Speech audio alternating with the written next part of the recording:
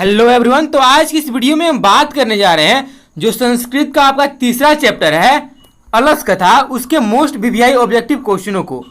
तो हम आपको सबसे पहले यह बताना देना चाहेंगे कि आज की इस वीडियो में हम आपको जितने भी प्रश्न कराएंगे वो बहुत ही अच्छे प्रश्न रहेंगे और आपका जो एनसीईआरटी का बुक है उससे रहेगा, है ना। और यह जो जितना भी प्रश्न रहेगा आपके बोर्ड एग्जाम में, इसमें से जो बहुत सारा जो प्रश्न है हूबहू पूछा गया है प्रीवियस ईयर के क्वेश्चनों में। उन सभी प्रश्नों को हम आज की इस वीडियो में देखेंगे, तो आप वीडियो में पूरा बने रहे। अगर आपको किसी भी क्वेश्चन का अगर आंसर पता हो तो आप उसका आंसर जो है कमेंट सेक्शन में जरूर से बताइएगा, है ना। और चैनल पे आप पहली बार आए हो तो चैनल को सब्सक्राइब जरूर से कर लीजिए, है ना। और तो आइए शुरू करते हैं आज की क्लास को। देखिए आज का पहला प्रश्न क्या कह रहा है। आज का पहला प्रश्न कह रहा है कि अलस कथा पाठ कुतः संकलित, यानी कि जो अलस कथा का जो पाठ है वह किससे लिया गया है, इसके बारे में हमको बताना है। तो बताइए इसका राइट आंसर क्या होगा। तो बताइए इसका सही उत्तर क्या होगा। इसका ए नंबर ऑप्शन दिया कि अग्नि पुराणता से, बी नंबर ऑप्शन दिया कि पुरुष परीक्षता यानी कि जो पुरुष परीक्षा नामक ग्रंथ है उससे, सी नंबर ऑप्शन दिया कि रामायणता है यानी कि रामायण से, और डी नंबर ऑप्शन दिया कि महाभारत है यानी कि महाभारत से। तो बताइए इसका राइट आंसर क्या होगा। इसका जो सही उत्तर हो जाएगा ऑप्शन नंबर बी, पुरुष परीक्षता यानी कि पुरुष परीक्षा नामक जो ग्रंथ है ना, उससे लिया गया है कौन सा पाठ। तो वह है अलस कथा, यानी कि जो अलस कथा है वह किससे संकलित है। वह संकलित है पुरुष परीक्षता यानी कि पुरुष परीक्षा नामक ग्रंथ है उससे संकलित है। और हम आपको बताना चाहेंगे कि यह जो क्वेश्चन है बहुत ही इंपॉर्टेंट क्वेश्चन है और आपके बोर्ड एग्जाम में बहुत बार पूछा हुआ प्रश्न है ना। तो आप इसको जरूर से याद कर लीजिएगा। आइए बढ़ते हैं अगले प्रश्न की तरफ। अगला प्रश्न है 2 नंबर। क्या बोल रहा है प्रश्न। कह रहा है कि बनावटी आलस्य दिखाकर कौन भोजन ग्रहण करते थे, यानी कि जो आलस कथा नामक पाठ है उसमें जो बनावटी आलस दिखा करके कौन भोजन ग्रहण करते थे, यही बोल रहा है प्रश्न। ए नंबर ऑप्शन इसका बोल रहा है कि विद्वान लोग, बी नंबर ऑप्शन बोला कि मूर्ख लोग, सी नंबर ऑप्शन है धूर्त, और डी नंबर ऑप्शन बोला कि जानवर लोग। तो बताइए इसका राइट आंसर क्या होगा। अगर आपको किसी भी क्वेश्चन का आंसर पता हो तो आप जरूर से कमेंट सेक्शन में बताइए। इसका जो सही उत्तर है हो जाएगा ऑप्शन नंबर बी नहीं, इसका सही उत्तर हो जाएगा ऑप्शन नंबर सी, यानी कि जो धूर्त लोग थे वे आलस, जो बनावटी आलस थे उसको दिखा करके आलस गृह से मुफ्त में भोजन ग्रहण करते थे, यानी कि जितने भी बनावटी आलसी थे वे सभी धूर्त व्यक्ति थे, है ना। इसीलिए इसका राइट आंसर हो जाएगा ऑप्शन नंबर सी। आइए बढ़ते हैं अगले प्रश्न की तरफ। अगला प्रश्न है 3 नंबर। क्या बोल रहा है प्रश्न कि अलस कथा अंतर्गत, यानी कि अलस कथा के अंतर्गत मिथिला में कौन मंत्री थे, यानी कि जो अलस कथा के अंतर्गत जो है मिथिला में कौन मंत्री थे। इसका ए नंबर ऑप्शन बोला कि तपेश्वर, बी नंबर ऑप्शन बोला कि भुवनेश्वर, सी नंबर ऑप्शन बोला कि वीरेश्वर, और डी नंबर ऑप्शन बोला कि महेश्वर। तो बताइए इसका राइट आंसर क्या होगा। यह भी जो क्वेश्चन है आपके बोर्ड एग्जाम के लिए बहुत ही महत्वपूर्ण है और प्रीवियस ईयर में कई बार पूछा हुआ प्रश्न है। तो इसका राइट आंसर हो जाएगा ऑप्शन नंबर सी, यानी कि जो वीरेश्वर थे वे अलस कथा के अंतर्गत जो कहानी है उसमें मिथिला के मंत्री थे, है ना। इसीलिए इसका सही उत्तर हो जाएगा ऑप्शन नंबर सी। अगला प्रश्न है 4 नंबर। क्या बोल रहा है प्रश्न। कह रहा है कि चारों आलसियों को कैसे बाहर किया गया, यानी कि जो 4 आलसी थे जब आलस गृह में आग लगा दिया गया तब जो 4 आलसी थे, जो ओरिजिनल आलसी थे, जो आलस गृह से बाहर नहीं निकले आग लगने के बाद भी, उनको बाहर कैसे निकाला गया, यही बोल रहा है प्रश्न। तो इसका ए नंबर ऑप्शन बोला कि पैर पकड़ करके, बी नंबर ऑप्शन बोला कि हाथ पकड़ करके, सी नंबर ऑप्शन बोला कि केस पकड़ करके, और डी नंबर ऑप्शन बोला कि बाह पकड़ करके। तो बताइए इसका सही उत्तर क्या होगा। इसका जो सही उत्तर है हो जाएगा ऑप्शन नंबर सी, केस पकड़ करके, यानी कि जो चारों आलसी थे जब आलस गृह में आग लग गया फिर भी वह बाहर नहीं निकल रहे थे, सोए हुए थे, तब जो है जो मंत्री के व्यक्ति थे वो लोग उनका जो है बाल पकड़ करके यानी केस पकड़ करके बाहर किए, यानी कि जो सुयोगी पुरुष थे उन्होंने उनको बाहर किया, उनका जान बचाया, है ना। इसीलिए इसका सही उत्तर रहेगा ऑप्शन नंबर सी, सुयोगी या नियोगी पुरुष, है ना। आइए देखते हैं अगला प्रश्न। अगला प्रश्न है 5 नंबर। क्या बोल रहा है प्रश्न कि घर में लगी आग को देख करके कौन लोग पलायमान हो गए, यानी कि भाग गए। पलायन यानी कि पलायमान यानी कि भाग गए, यानी कि जब घर में आग लग गया तब घर को आग से जलता हुआ देख करके कौन लोग पलायन कर गए या फिर भाग गए? ए नंबर आपसे बोला कि आलसी लोग, बी नंबर आपसे बोला कि समझदार लोग, सी नंबर आपसे बोला कि फुर्तीले लोग, और डी नंबर आपसे बोला कि धूर्त लोग। तो बताइए इसका राइट आंसर क्या होगा? इसका जो राइट आंसर है हो जाएगा ऑप्शन नंबर डी, धूर्त लोग। यानी कि जो जितने बनावटी आलसी थे, जो धूर्त व्यक्ति थे, झूठ मूठ का आलस दिखा करके, यानी कि बनावटी आलसी बन करके आलस गृह से मुफ्त में भोजन करते थे, वे लोग जैसे ही आलस गृह में आग लगा तो वे लोग पलायन कर गए या फिर वहां से भाग गए, है ना। इसीलिए इसका राइट आंसर देगा ऑप्शन नंबर डी। अगला प्रश्न 6 नंबर है। क्या बोल रहा है कि स्थिता स्वकार्य मूल्य ही डैश डैश के न दवंती जनतवा। यह जो युक्ति है किस पाठ से संकलित है? ऐसा भी जो प्रश्न है आपके बोर्ड एग्जाम में खूब पूछा जाता है, तो आप इसको भी जरूर से रट लीजिएगा या फिर याद कर लीजिएगा, है ना। ए नंबर आपसे बोला कि अलस कथा से, बी नंबर आपसे बोला कि संस्कृत साहित्य लेखिका से, बी नंबर आपसे बोला कि व्याघ्र पथिक कथा से, और डी नंबर आपसे बोला कि पाटलिपुत्र वैभवम से। तो बताइए इसका राइट आंसर क्या होगा? इसका जो सही उत्तर है ऑप्शन नंबर ए, अलस कथा पाठ से जो है यह युक्ति ली गई है ना। आइए देखते हैं अगला प्रश्न। अगला जो प्रश्न है 7 नंबर। क्या बोल रहा है कि आलसशाला में आग लगाने के बाद कितने लोग नहीं भागे?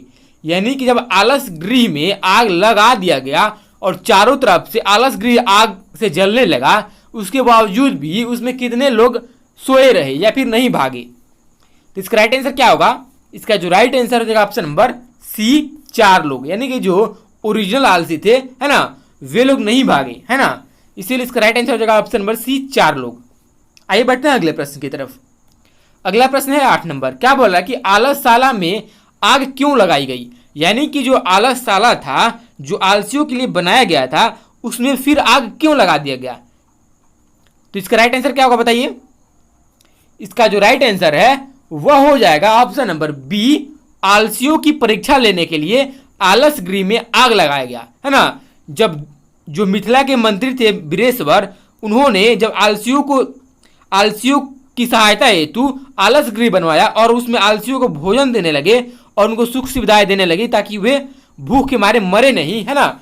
तब उनको देखे, जब जो लोग धूर्त व्यक्ति थे, जो बाहर से देख रहे थे कि आलस गृह में जो है बहुत ही अच्छा भोजन मिल रहा है ना, तो जो कम आलसी व्यक्ति थे और बनावटी आलसी व्यक्ति थे, वो भी झूठ मूठ का आलस दिखा करके आलस गृह में रहने लगे, जिससे कि आलस गृह का जो है खर्च बेफजूल का, यानी कि बेवजह का बढ़ने लगा।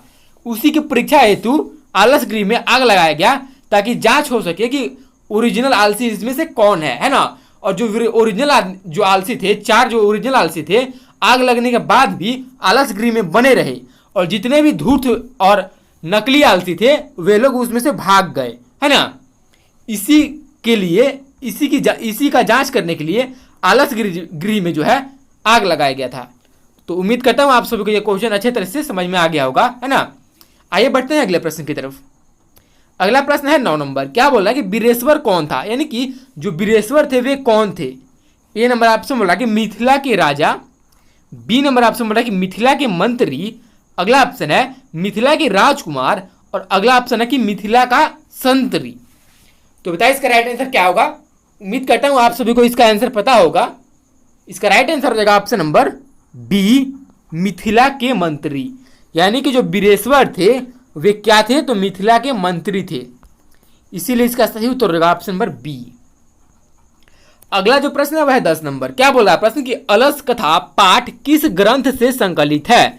यह जो क्वेश्चन है, हम 1 नंबर जो क्वेश्चन था यही क्वेश्चन था। तो बताइए इसका राइट आंसर क्या होगा? इसका जो राइट आंसर हो जाएगा ऑप्शन नंबर बी, पुरुष परीक्षा। यानी कि पुरुष परीक्षा नामक ग्रंथ है, उसी से संकलित है। क्या संकलित है? तो अलस कथा नामक पाठ, है ना। आइए बढ़ते हैं अगले प्रश्न की तरफ। अगला प्रश्न है 11 नंबर। क्या बोल रहा प्रश्न कि अलस कथा के रचयिता कौन है? यानी कि जो अलस कथा नामक पाठ है उसका रचयिता कौन है? यह भी क्वेश्चन आपको बोर्ड एग्जाम में पूछा जाता है। यह भी VVI क्वेश्चन है ना, मोस्ट VVI ऑब्जेक्टिव क्वेश्चन है यह। तो इसका राइट आंसर क्या होगा? इसका राइट आंसर जगह ऑप्शन नंबर बी, विद्यापति। यानी कि जो विद्यापति हैं उन्होंने ही अलस कथा नामक पाठ है उसके रचयिता है, यानी कि उन्होंने इसको लिखा है ना। यह क्वेश्चन याद कर लीजिएगा जरूर से, यह क्वेश्चन पूछा जाता है आपको बोर्ड एग्जाम में। अगला प्रश्न है 12 नंबर। क्या बोल रहा है कि संसार के बच्चों को सच्चा रक्षक कौन है? यानी जो संसार में बच्चे हैं उनका सच्चा रक्षक कौन है? माता, पिता, बहन, भाई। बताइए इसमें राइट आंसर क्या होगा? इसका जो सही उत्तर है हो जाएगा ऑप्शन नंबर ए, माता। यानी कि जो हमारी माता है वे संसार में जो है बच्चों की सबसे सच्चा रक्षक है, यानी कि सच्ची रक्षक है। इसीलिए इसका राइट आंसर हो जाएगा ऑप्शन नंबर ए। अगला प्रश्न है 13 नंबर। क्या बोल रहा है कि विद्यापति कौन थे? यानी कि विद्यापति थे वे कौन थे? लेखक, कवि, राजा या फिर मंत्री? बताइए इसका राइट आंसर क्या होगा? इसका जो सही उत्तर हो जाएगा ऑप्शन नंबर ए, लेखक। यानी कि जो विद्यापति थे वे एक लेखक थे। अगला प्रश्न है 14 नंबर। क्या बोल रहा है प्रश्न कि आग को गिरते हुए देख कौन आलसियों को बाहर निकाला? यानी कि जब लगा आलस गृह में, जब छत में आग लगने लगा और जब छत गिरने लगा या फिर जो आग का जो लपटें थी वे गिरने लगी, तब जो चार आलसी थे जो आलस गृह में से नहीं भागे थे, उसी में अंदर थे, तब उनको कौन बचाया? यानी वहां से उनको कौन बाहर निकाला? ए नंबर ऑप्शन बोला कि मंत्री, बी नंबर ऑप्शन बोला कि राजा, सी नंबर ऑप्शन बोला कि प्रथम पुरुष, डी नंबर ऑप्शन बोला कि नियोगी पुरुष। तो बताइए इसका राइट आंसर क्या होगा? यह क्वेश्चन आपको पीछे करा चुकी है। इसका राइट आंसर हो जाएगा ऑप्शन नंबर डी, नियोगी पुरुष। यानी कि जब आलस गृह में आग लग गया पूरी तरह से, चारों तरफ से आलस गृह में आग लग गया और पूरा धधक धक के जलने लगा, है ना, तब उस समय से जो आलसी व्यक्ति थे जो बाहर नहीं निकले, तो उनको बाहर कौन निकाला?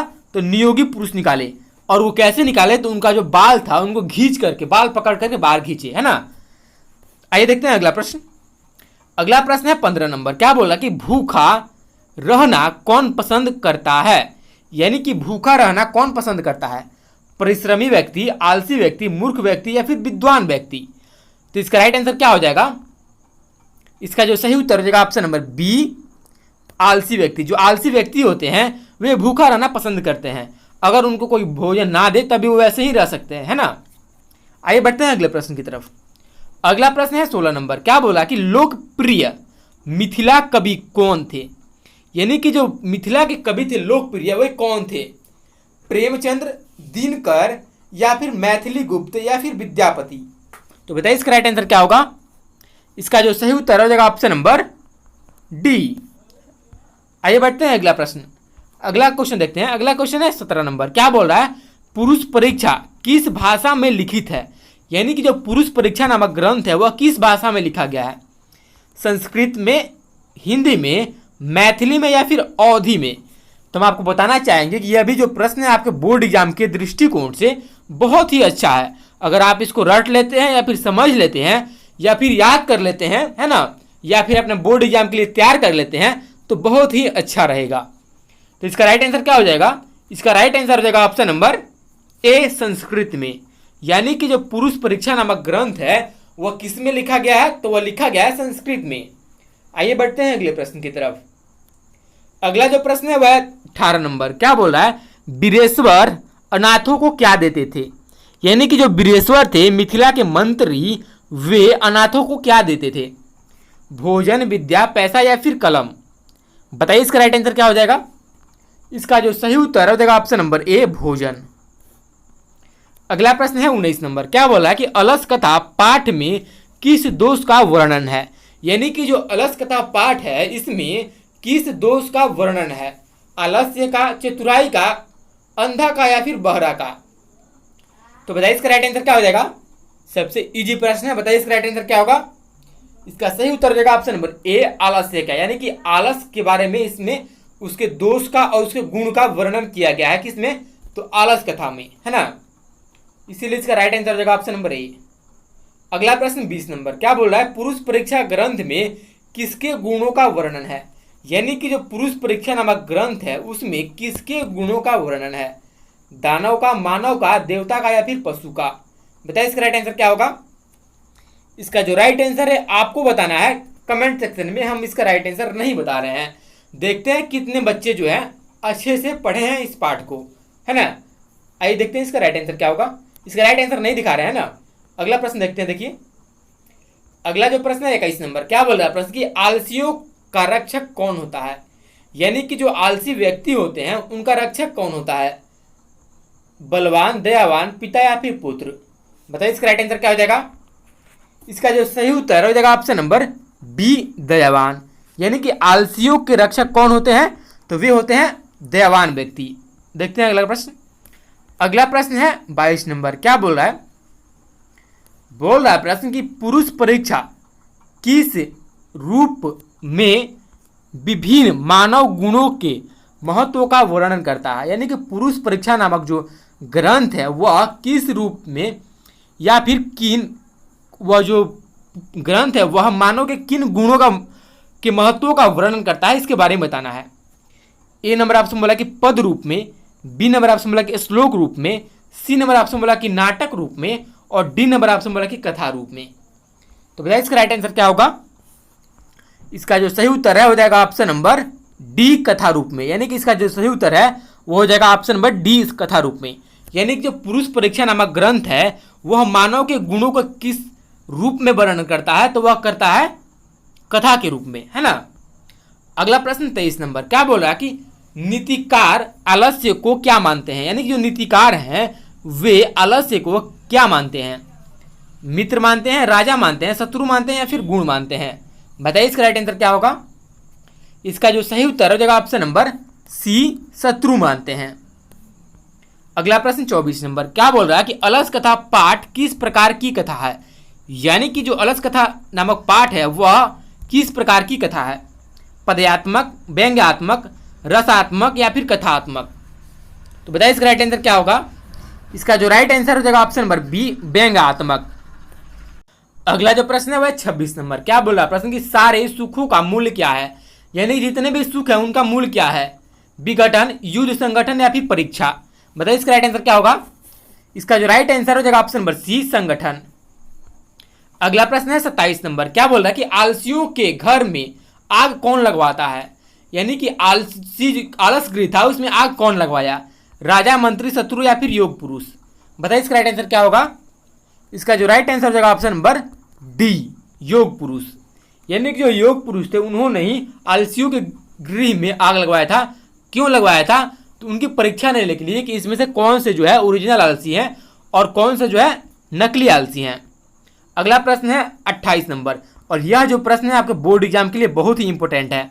क्या बोल रहा प्रश्न कि आर्य वाचला कितने बोलते हो किस पुरुष का कथन है? यानी कि जो 4 पुरुष थे जो आलस गृह में आग लगने के बाद भी उसमें अंदर फंसे हुए थे, उनमें से कौन सा जो पुरुष था वह बोला कि आर्य वाचला कितने बोलते हो? चौथा पुरुष यानी कि चौथा पुरुष यानी कि चतुर्थ पुरुष या फिर द्वितीय पुरुष या फिर तृतीय पुरुष या फिर प्रथम पुरुष? बताइए इसका राइट आंसर क्या होगा? इसका जो सही उत्तर हो जाएगा ऑप्शन नंबर बी, द्वितीय पुरुष। अगला क्वेश्चन देखिए। अगला क्वेश्चन बोल रहा है कोई धार्मिक पुरुष नहीं है, ऐसा किस पुरुष ने कहा? यानी कि जो 4 आलसी आलस गृह में थे उनमें से कौन जो आलसी था वह बोला कि कोई धार्मिक पुरुष नहीं है, ऐसा किसने कहा? चतुर्थ आलसी ने या फिर द्वितीय आलसी ने या फिर तृतीय आलसी ने या फिर प्रथम आलसी ने? तो बताइए इसका राइट आंसर क्या होगा? इसका जो राइट आंसर ऑप्शन हो जाएगा ऑप्शन नंबर सी, तृतीय आलसी ने। यानी जो 3 नंबर का आलसी था वह जो है वह कहता है कि कोई धार्मिक पुरुष नहीं है क्या। अगला क्वेश्चन देखिए। अगला क्वेश्चन है 30 नंबर। क्या बोल रहा है प्रश्न कि पुरुष परीक्षा क्या शिक्षा देती है? यानी जो पुरुष परीक्षा नामक ग्रंथ है वह हमें क्या शिक्षा देती है? गुण निराकरण, दर्शन, दोष निराकरण या फिर सत्य? बताइए इसका राइट आंसर क्या होगा? इसका जो राइट आंसर हो जाएगा ऑप्शन नंबर सी, दोष निराकरण, है ना।